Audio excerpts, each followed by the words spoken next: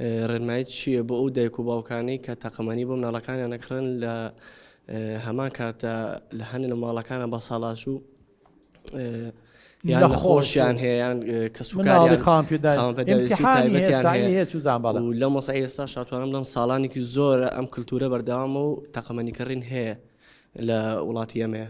زۆر سپاس. زۆر سپاس کاکردیبان. وەڵامە یەکێکە لە کێشەکانمان جا ئێمە وڵی یەکەم شت ئەوە پێویستە لە گومرگەکانەوە لە حکوومەتەوە دەست پێ بکرێ بە هیچ شێوەیە ڕێنێنە و تەقەمەنیانە بێتە ناوە تاجر بیهێنێ چێ لە زەرەر زیاتر قازانجی نییە. ئەمە یەکەم.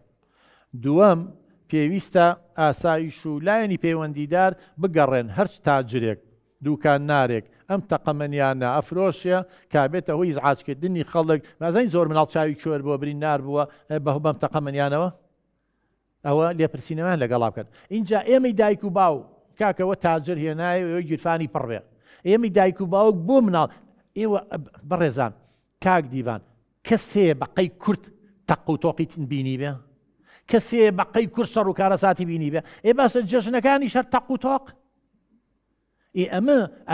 ئێمەی دایک و باوکی کەم تەرخەمین. وەڵی هەر باوک و دایکێک پچی ئەو تەقەمەنیانە بۆ مناڵەکەی بگرێت تاوانبارە بێ. خۆزگە مامۆسایانی ئاینی لە خوتبەی ئەم مانگی ڕەمەزانەیە لە مناسەباتەکانە لە هەر شوێنێکە لە جومعەیە باسی ئەوە بکەن کە ئەمە گوناحبارە بن. بۆ گوناحبارە بن چ خراپەی تیا کاکەجان؟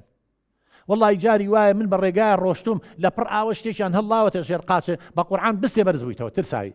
ئێ مناڵی واشێ بێ تەربیەتە پەروەردە نەکراوە هەر بۆ ئیزعاجکردنی خەڵک جا خاصن کە ئافرەتە بینن بۆی هاوارەکەن و نەزەکەی ئیزعاجیانەکەن.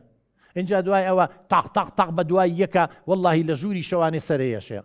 ئێمەش من نەخۆشمانەی بێزارە پیش سراحەت هەیە کەسی خان پێداویستا مناڵی بچووکمان هەیە چوزانە مناڵەکە خەوتۆ خەبەرێ بێتەوە زەلامە ڕائەپەڕێ.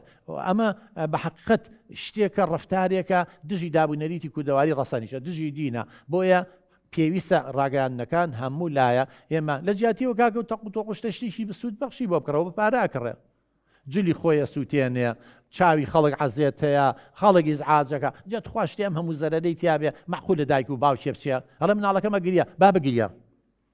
کاک دیڤانیم زۆر دایک و باوک چییە کەوتۆتە هەڵە وەڵێ مناڵەکەم حەزی لێیەتی.